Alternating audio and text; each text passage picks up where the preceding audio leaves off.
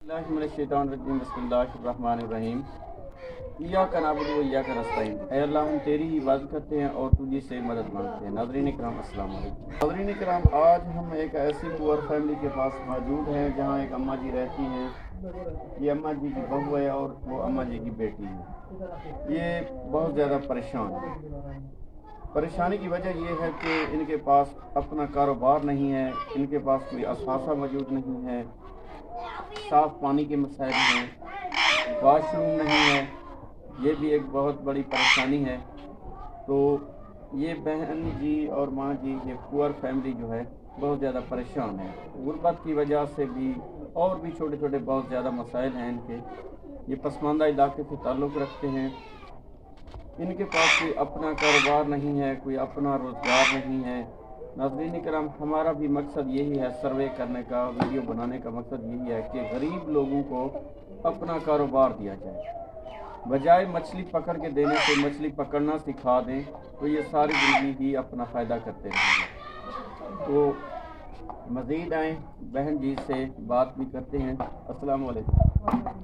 दादी, ये दसो आपके वास्ते क्या सोच रखती है कि क्या करना है, अपने कारोबार को किए बेहतर बना सकते हैं?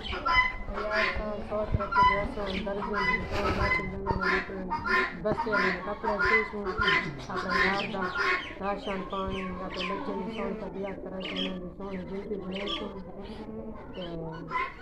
असां गरीब लोग हैं, सारे फरमाया जो अपने बच्चों को सोना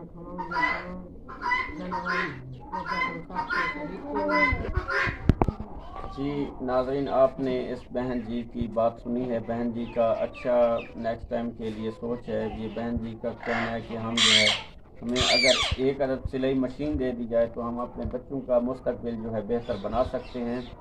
तो मेरी तमाम देखने वाले बहन भाइयों से यही रिक्वेस्ट है कि प्लीज़ इस पुअर फैमिली को जो है एक अदद एसेट दे दें, सिलाई मशीन। तो ये अपने घर में बैठ के हल्लेदारों के कपड़े सिएंगी तो अपने बच्चों का मुस्तकबिल जो है बेहतर बना सकते हैं।